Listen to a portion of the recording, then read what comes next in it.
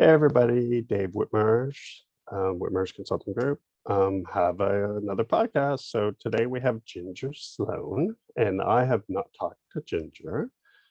So this will be exciting. I can't feed her or lead in any particular direction. So this will be fun to see where it's going. So in order to set some context here, Ginger, why don't you tell us a bit about you and what you do, and um, and that way we can draw back from that and put things into context as we go along.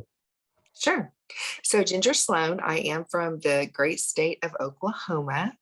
I currently now have been in business for myself almost 29 years, so 3 decades. I'm in the healthcare technology industry.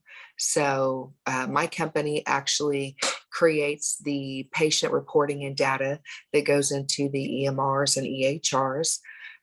Basically helping companies go paperless over the last few years. So we work with physicians all across the United States, both inpatient and outpatient facilities. And, it's been a wonderful, wonderful ride. I've known probably since I was 10 years old that my journey in life would be as an entrepreneur. So it's just been one business after another. And I wouldn't have it any other way. Lots of bumps and lessons along the road, hard lessons, very expensive lessons, to say the least. But that's how we learn.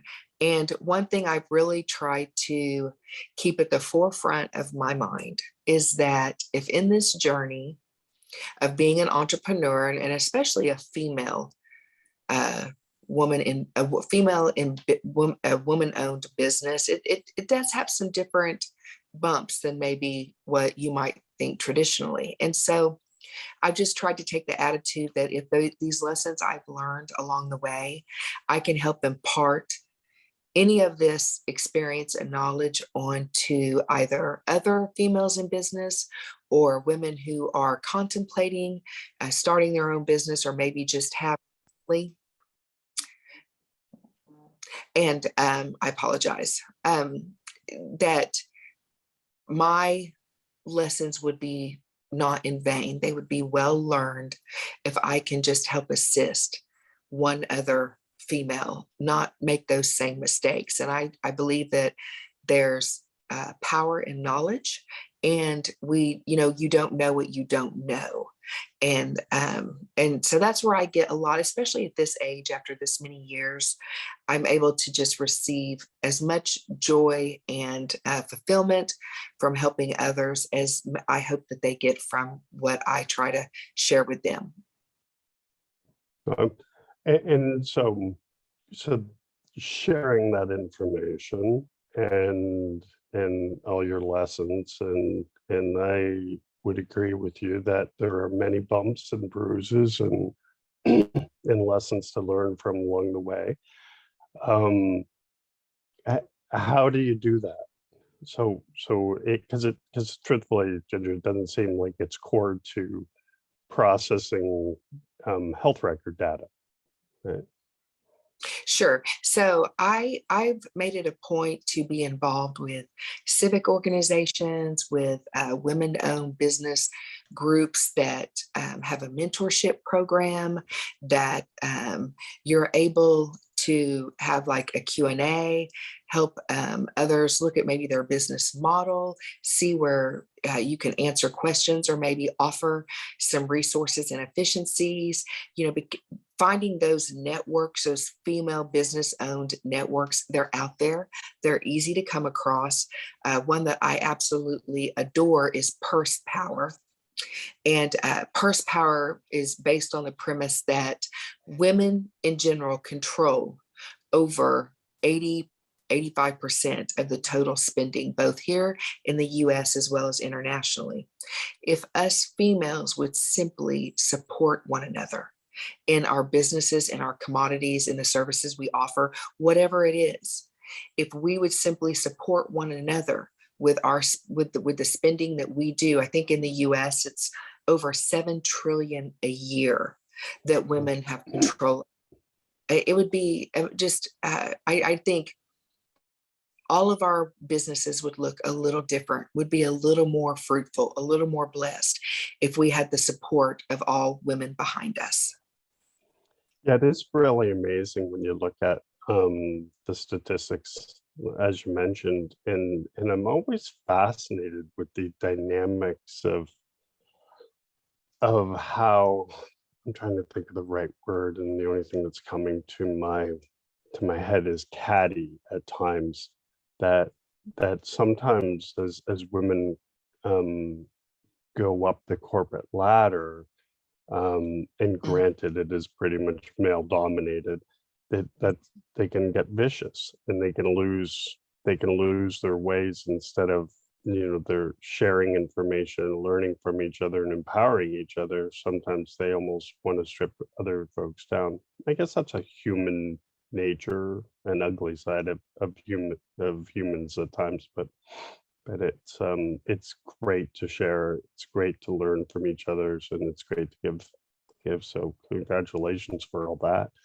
mm. Um, and what trends, like what are you seeing in the workplace? What struggles are these folks having? Is there anything that's common? I think one of the main issues I see right now with businesses across the board, corporations, is that when you look at, I think it's like 6% of the CEOs are females.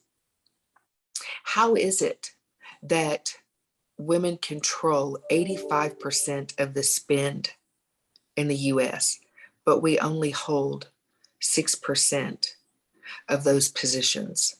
Yeah. It doesn't even make sense.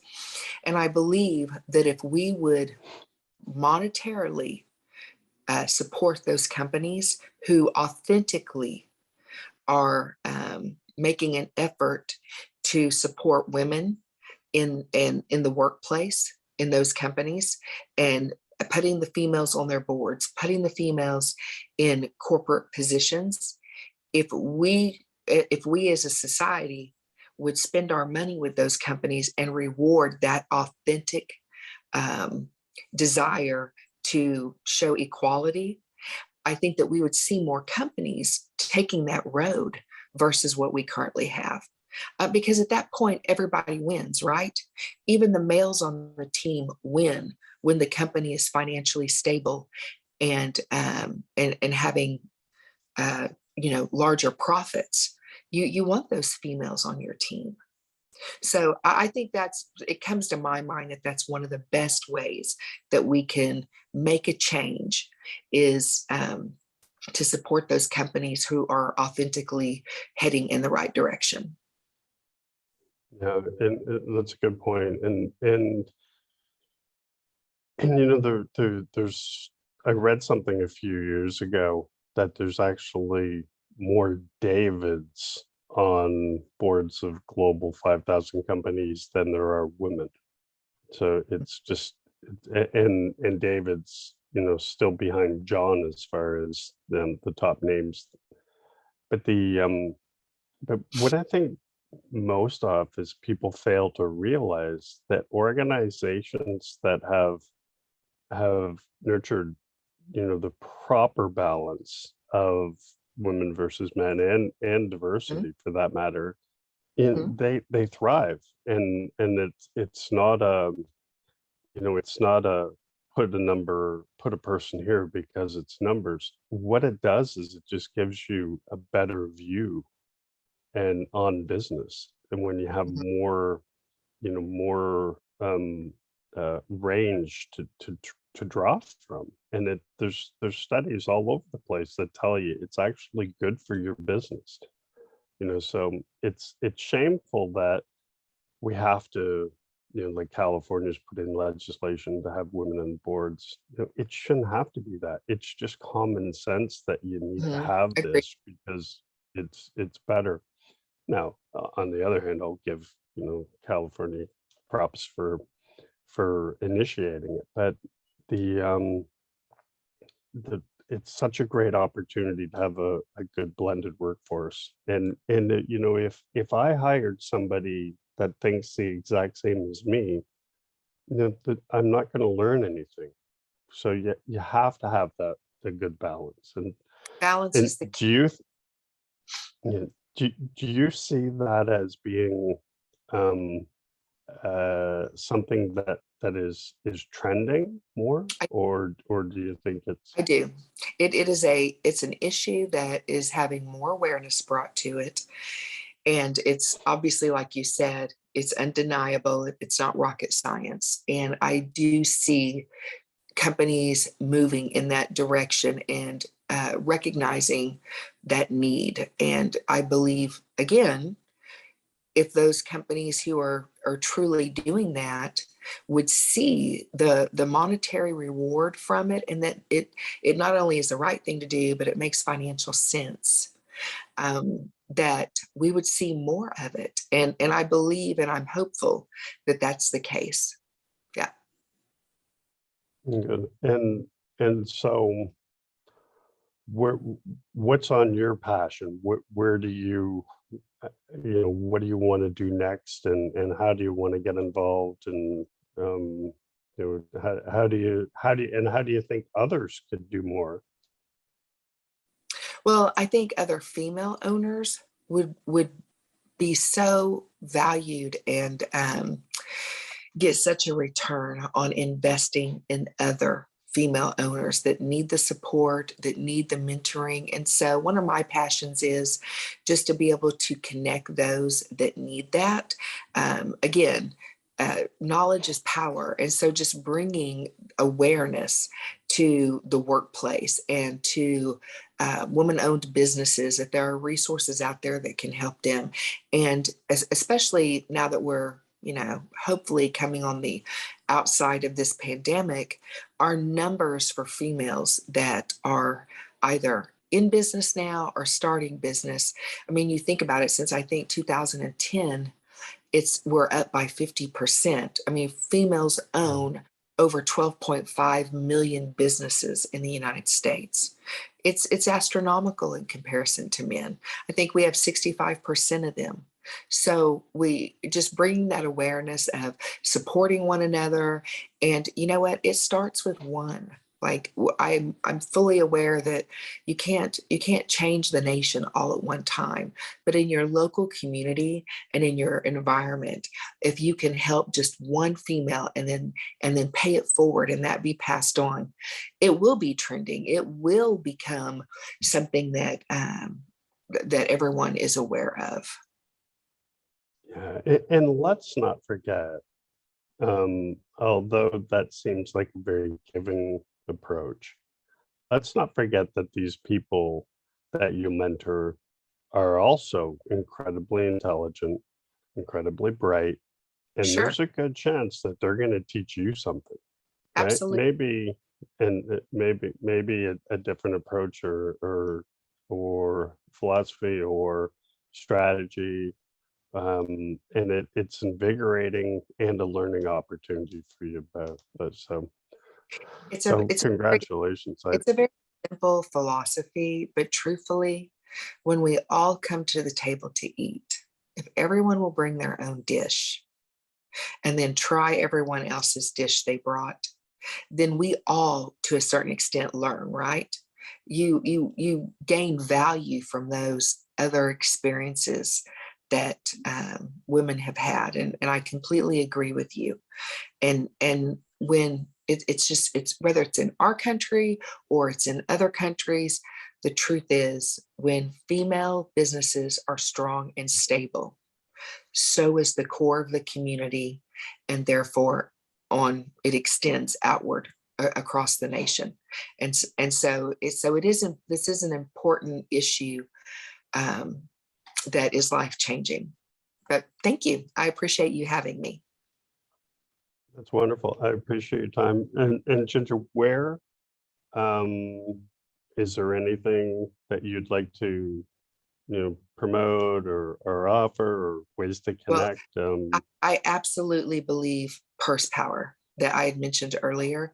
If your listeners or viewers would like to go to pursepower.com, not only is it the largest networking marketplace for female-owned businesses, just becoming a member, which is at no cost, you're able to take advantage of mentoring programs, of webinars, of just being able to garnish that knowledge and experience from other females. I mean, it truly is a support mechanism for females in business, both exposure as for what you do and how to get other monetary support, as well as, like you talked about earlier, the emotional side, the physical side.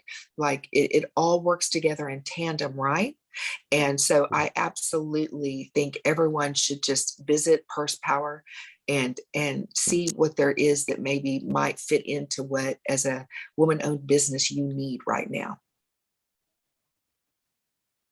Yeah, and you know what is amazing too, if you look at statistically, when you have strong, capable humans, and in this case, women's, things like domestic abuse, child poverty, many things that happen, in the social world that, are unfortunate, all raise, right? They all improve. So spend the time and visit the site and learn what you can and reach out. If you're struggling, reach out to help or reach out to ask. You'll be surprised at how many very knowledgeable folks are out there that will talk to you and give you some guidance and mentor you through, and people that you don't even expect. I know in building out the program, that one of the programs that my firm's working on is a women's program. I was surprised when I reached out to, pretty close to 200 people, and I had, 175 or 176, and I had 167 of them say, yeah, I'll help whatever I can. So they're out there, and don't be afraid to ask, and don't be afraid to give. I agree. Well, Thank you. We thank you, perfect. Dave, for what you're doing. Thanks, Ginger. It was great meeting you. All right, you too. Bye-bye. Bye now.